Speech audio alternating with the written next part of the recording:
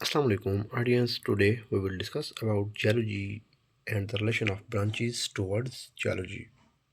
How it depends that other subjects have inclination towards geology and how many subjects you can say that emerges from geology and their linkage.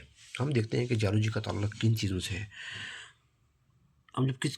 हम जब chemistry पढ़ रहे हैं तो हम मिनरलोजी पढ़ रहे हैं, मिनरल्स की स्टडी कर रहे हैं, पेट्रोलॉजी स्टडी ऑफ रॉक्स कर रहे हैं, और हम जियो केमिस्ट्री कर रहे हैं।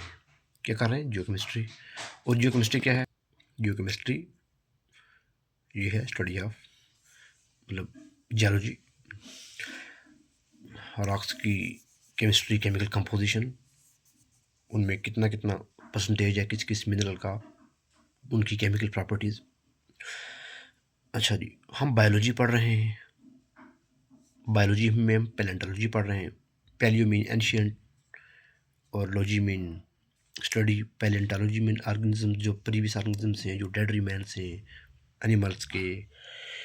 और इसमें आगे पैलियो बॉटनी, पैलियोजोलॉजी भी आता है, प्लांट्स की और एनिमल्स की। फिर स्ट्रेटिग्राफी, उनकी कंपोजिशन, उनकी जो है डिकम्पोजिशन हुई और वो किस किस स्ट्रेटा में, किस किस लेयर में, उनकी स्ट्रेटिग्राफिकल लोकेशन क्या है, वो कहाँ लाई कर रही हैं, किन किन फॉर्मेशन में हैं। और उधर से हमारा जो है जियोलॉजी, इसका लिंकेज। मैथमेटिक्स के बाद हम स्टैटिस्टिक्स पढ़ते हैं और स्ट्रक्चर जियोलॉजी पढ़ते हैं।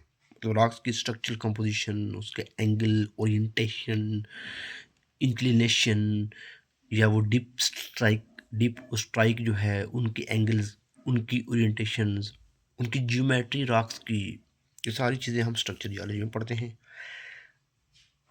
और एक फॉर्मेशन है, उसकी लेंथ है, उसका एरिया है, उसकी विड्थ है, उसकी जो स्लिप है, या वो उसकी मूवमेंट हुई है, उनकी स्टडी, जो ज्योमेट्रिकल स्टडी सारी हम पढ़ते हैं स्ट्रक्चर जियोलॉजी। और वहाँ से निकलता है फिर सेडिमेंटोलॉजी। इसको आप कहाँ मिलाते हैं जाकर? जियोलॉजी के साथ।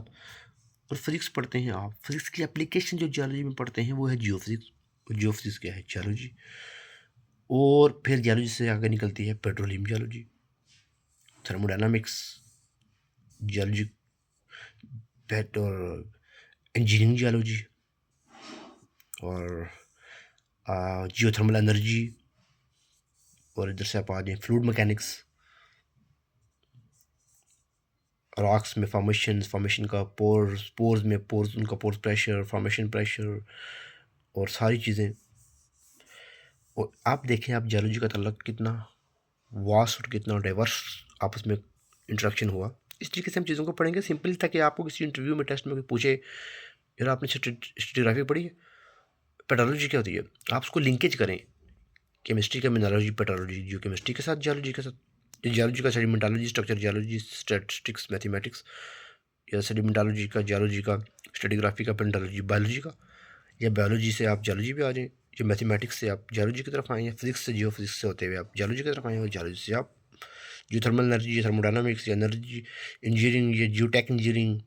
और उसके बाद आप application of geology engineering field या फ्लूइड मैकेनिक्स की तरफ आएँ। इस तरीके से आप एक अच्छा लिंकेज जो है ना, उसको डिफ़ाइन कर सकते हैं या एलिब्रेट कर सकते हैं, इसका लिंकेज।